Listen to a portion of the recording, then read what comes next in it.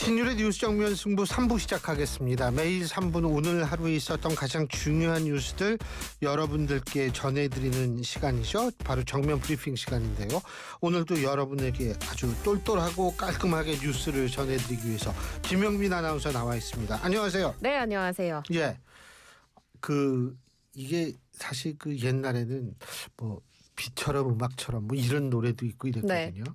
비 오면은 낭만 있고 뭐 이런데 요즘 비 온다 그러면 겁도 나요. 재난 영화 아니에요? 맞아요. 완전 진짜. 자는 버전. 네. 오늘 밤 그러니까 정확히 얘기하면 내일 새벽인데 오늘 밤이죠.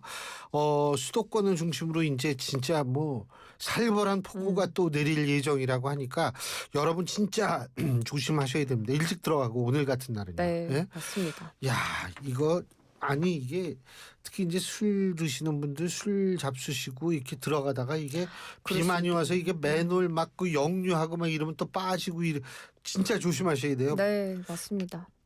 아, 진짜 이게 근데 또 이게 오락가락하는 게 이제 내일 오전까지는 이 중부지방으로다가 이게 또 남쪽으로 내려간대요. 남쪽이 진짜 걱정인 게 이미 비 피해가 있었기 맞아요. 때문에 좀 네. 걱정이 됩니다. 아이고 참. 근데 이 뉴스부터 전해드려야 되는데 저는 왜 인제 압수수색을 하나 이런 생각이 좀 들었거든요. 네네. 경찰이 사랑제일교회에 대한 강제 수사에 착수를 했다는 소식부터 알아보죠. 네, 맞습니다. 서울경찰청 안보수사대가 오늘 오전부터 서부지법 폭동 사태의 배후로 지목이 된 사랑제일교회 그리고 목사 전광훈 씨에 대한 압수수색에 나섰습니다. 그 서부지법 폭동 사태 관련한 자료 확보가 목적이었을 텐데요. 이번 압수수색에서는 관련 혐의 중 특수건조물 침입 교사 등의 혐의만 적용이 됐습니다. 아무래도 폭동 사태가 일어나기 전에 전광훈 목사가 난입을 부추겼다 이런 혐의를 받고 있는 것과 관련한 압수수색이겠죠. 그리고 또 한겨레 단독 보도를 보면 압수수색에 나선 경찰이 그에 앞서서 전광훈 목사의 통신 내역을 압수해서 분석한 것으로 전해지기도 했는데요. 예. 배후 역할을 확인하는 것이 수사의 목적인 만큼 선동이나 지시, 조장 등이 있었는지를 보기 위한 통신 내역 압수로 보입니다. 그래서 전광훈 목사 주변 관계망 그리고 소통 흔적 파악에 주력을 하면서 예. 이를 토대로 관련자 출석 조사가 또 이어지지 않을까 하는 전망이 나옵니다. 근데 그 전광훈 목사는 본인 자신은 당시 집회와 관련이 전혀 없다. 이런 얘기를 하고 있죠. 네, 그렇습니다. 그렇지만 사실 그 전후 서부지법 난동 사태 전후로 관련한 발언들이 계속 문제가 됐었잖아요. 사태 전날에는 서부지법으로 모여서 대통령의 구속영장을 저지하기 위한 국민 저항권을 발동해야 된다. 이런 발언도 한 바가 있고 서부지법 난동 사태 당일에는 국민 저항권이 최고다. 직접 나서서 윤 전 대통령을 구치소에서 데리고 나와야 한다. 뭐 이런 발언이 문제가 되기도 했는데 전광훈 목사는 집회와 사태와 관련이 없다라는 입장을 지금은 보이고 있습니다. 압수수색이 진행 중인 사랑제일교회 앞에서 전광훈 목사는 서부지법 사태와 나는 전혀 관계가 없다. 그럼에도 내가 압수수색을 당해줬다. 이런 이야기를 합니다. 집에 있는 것을 다 내줬고 언제든지 소환하면 가겠다라고 이야기를 하면서 단지 애국운동의 수장으로서 서부지법 사태로 갇힌 사람들이 60명가량 되던데 교회를 통해서 영치금을 넣어준 것일 뿐이다. 이렇게 입장을 밝혔고요. 사랑제일교회도 입장문을 냈습니다. 6개월 넘게 아무런 조사도 없다가 벌어진 뜬금없는 압수수색이라면서 교회는 서부지법 사태와 무관하다는 입장을 밝혔고요. 신도들도 한 100여 명 모여서 교회 앞에서 교회 탄압을 중단하라 이렇게 경찰에 항의하기도 했습니다. 뭐 이거는 뭐 관계가 있는지 없는지 수사를 해보면 나오겠지만 근데 그 사랑제일교회 그 특임 전도사라는 분들이 시정이 선고되지 않았습니까? 네, 맞습니다. 예. 경찰은 뭐 전광훈 씨의 행적을 분석하는 것은 물론이고 지금 서부지법 사태의 가담했던 사람들 중 특히 사랑제일교회의 특임 전도사들에 대해서도 조사를 이어가는 등 지금 반년 넘게 수사를 이어왔는데요. 최근에 1심 법원에서 서부지법 사태에 가담한 혐의를 받는 사랑제일교회 특임 전도사들에게 중형이 내려진 바 있습니다. 특임 전도사 윤모 씨에게는 징역 3년 6개월, 이모 씨에게는 징역 3년이 각각 선고가 됐는데 전광훈 목사는 이들에 대해서도 좀 선을 긋는 모습입니다. 특임 전도사들과는 가끔 인사하면 답하는 정도다. 내가 그런 애들과 대화할 군번이냐 이런 식으로 주장하고 있습니다. 그리고 최저임금이 얼마 전에 최저임금 회의 있었던 것 같은데 결정이 됐죠? 네, 맞습니다. 내년도 최저임금 고용노동부가 오늘 올해보다 290원 오른 약 2.9% 오른 시급 1,320원으로 확정해서 고시를 했습니다. 월 환산액은 주 40시간, 월 209시간 기준으로 환산을 했을 때 215만 6,880원입니다. 그러니까 이제 최저 월급 215만 원 시대가 됐다. 이렇게 볼 수가 있을 것 같고요. 업종별 구분 없이 모든 사업장에 동일하게 적용이 됩니다. 이재명 정부 출범 이후에 처음 결정된 최저임금인 만큼 인상폭에 대해서 많은 관심이 쏠렸었는데 인상폭이 역대 정부 중에 김대중 정부 때 2.7%로 굉장히 낮았었는데 거기에 이어서 두 번째로 낮은 수준의 인상폭입니다. 그래서 사실 노동계나 저임금 근로자의 지지를 얻기 위해서 과거는 새 정부 첫 해에 최저임금을 좀 큰 폭으로 올리기도 하는데 이번에는 좀 이례적이지 않느냐라는 평가가 나옵니다. 어쨌든 제가 항상 주장하는 게 최저임금 물론 당연히 중요하지만 최저임금을 지급해야 하는 자영업자들 중에서는 사실은 일반 노동자보다 더 열악한 자영업자분들도 많거든요. 네. 그러니까 그 사이에 균형을 맞추는 것이 저는 가장 중요한 실용주의의 핵심이라고 보는데 이재명 대통령, 이재명 정부가 실용주의를 얘기를 하니까 그런 생각이 좀 들게 되는데 근데 이게 최저임금 결정할 때 매년 굉장히 좀 진통이 많았잖아요. 맞습니다. 그죠? 그런데 이번에는 좀 진통이 비교적 없게. 왜냐하면 며칠씩 걸리고 막 나가고 막 싸우고 밤샘 그러고 마라톤 막 투표하고 결렬 막 그랬는데 막 그랬었는데 맞습니다. 이번에는 그래도 조금 수월하게 진행이 됐던 것 같습니다. 물론 노동계에서는 이 최저임금 인상 수준이 기대에 못 미치는 수치다라고 비판적인 기조를 보이기는 했거든요. 한국노총이 지난달에 합의 때 이 결정된 최저임금이 저임금 노동자의 생계비에는 턱없이 부족한 수준이다라면서 이재명 정부는 특단의 대책을 마련해야 된다. 이렇게 촉구를 한 바가 있는데 결과적으로는 큰 이견 없이 합의에 이르렀습니다. 고용부가 지난달 10일에 최저임금위원회에서 사용자와 근로자, 공익위원 모두 참여한 가운데 2008년 이후 17년 만에 노사 합의로 결정된 최저임금안을 그대로 확정을 했는데요.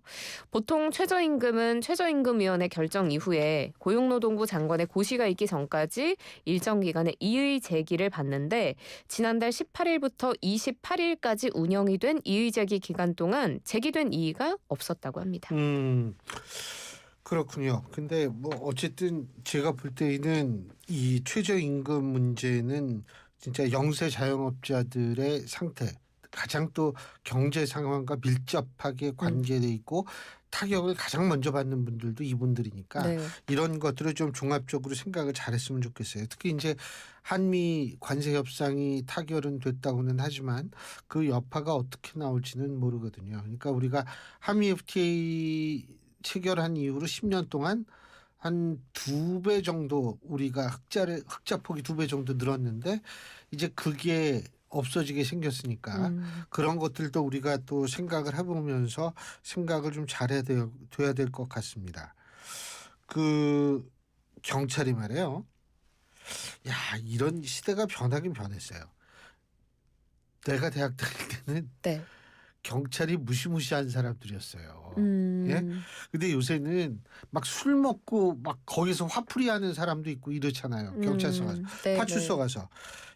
그 경찰이 요새는 그 굉장히 좋게 얘기하면 친숙해진 건데 경찰이 새로운 근무복 선정을 위해서 국민들 의견을 듣는다 그러네요. 네, 맞습니다. 창경 어느덧 80주년입니다. 그래서 지금 10년 그치, 만에 광복 80주년이니까. 네, 10년 만에 새롭게 제작 중인 근무복이 지금 최종안 선정을 앞두고 있다고 하는데 관련해서 시민들의 품평회를 연다고 합니다. 오는 11일 경찰청 대강당에서 시민 품평회가 진행이 되고요. 6일부터 12일까지는 온라인 품평회도 병행 운영이 되니까 여러분도 품평에 참여하실 수가 있습니다. 평가 대상은 경찰 점퍼, 외근 복장, 기동복 등 주요 품목 시제품 한 2-3종 정도가 되고요. 시민과 경찰관이 직접 평가에 참여를 해서 점수가 나오면 이를 바탕으로 기본안이 선정이 될 계획입니다. 지금 품평 참여는 경찰청 홈페이지 공식 SNS에 링크가 게시돼 있는데 이를 통해서 가능하고요. 이재명 정부의 국민소통 플랫폼인 모두의 광장에서도 관련 설문에 참여할 수가 있습니다. 품평 결과는 오는 18일에 공개가 되고 10월 21일 경찰의 날에 최종안이 발표될 것으로 보입니다. 물론 이 경찰 옷에 대해서 저도 좀 관심이 있어가지고 그런데 이거 어디까지는 개인적인 의견입니다. 그 교통경찰 분들이 옷 하얀 거 입거든요. 위하고 모자도 하얀 거. 근데 전 그게 굉장히 모양이 좀 안 좋다는 생각이 들어요. 눈에는 띄어서 좋은데 이게 좀 너무 하얗고 막 모자도 큰 거 하얀 거 쓰면 좀 맵시가 안 나더라고요. 교수님도 멋쟁이시니까. 왜 그러세요? 근데 그래서 이게 좀 바뀌긴 바뀌었으면 좋겠다 그런 생각은 했는데 근데 새로운 근무복이 뭔지는 모르겠는데 부정적인 의견도 있다 그러네요. 저는 사진으로 봤는데 예. 한번 찾아보시면 예.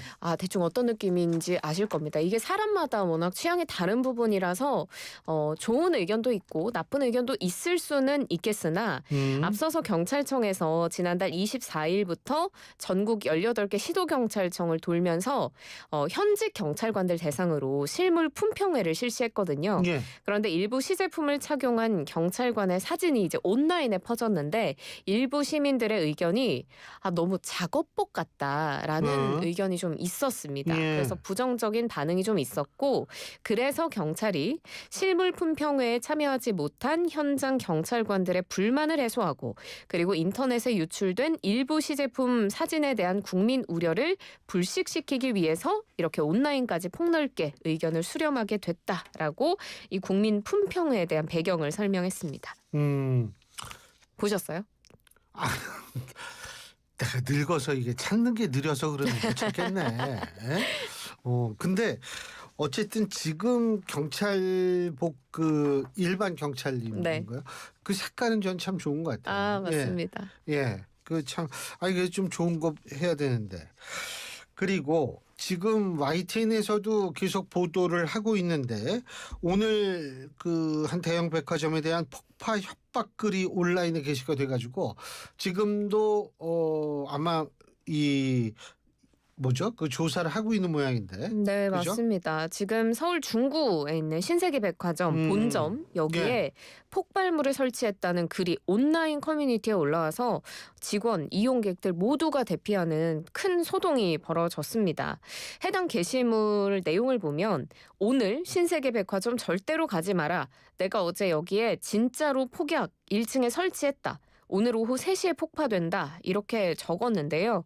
그래서 당연히 난리가 났고 예. 경찰, 소방, 특공대, 경찰 특공대까지 모두 출동을 해서 실제 폭발물 여부를 수색을 했더니 폭발물은 발견되지 않았습니다. 그러니까 허위 글이 온라인에 게시가 됐던 거고요. 신세계백화점은 모든 문제가 없다는 걸 확인하고 나서 영업을 재개하고 당사는 허위 사실로 사회적 불안을 조성하고 고객의 안전을 위협한 행위에 대해서 법적 대응을 포함한 강력한 조치를 취하겠다고 경고했습니다. 이건 당연히 수사 대상이고 좀 아까 YTN 제가 이렇게 보니까 IP 추적을 한다는 거예요. 그 IP 추적하면은 조만간에 분명히 잡힐 텐데 근데 이게 지금 이거를 만일 장난으로 했다면 이건 장난이 아니라는 점을 제가 분명히 네, 밝힙니다. 맞습니다. 예? 이거는 장난이 아니고 이거는 정말 엄청난 일을 하는 건데 이런 일 진짜 없어이죠. 지금 가뜩이나 딴 걸로도 깜짝깜짝 놀래고 그러는 세상인데 빨리 좀 잡혔으면 좋겠네요. 그래요. 오늘 여기까지 합시다. 고맙습니다. 고맙습니다. 김영민 아나운서였습니다.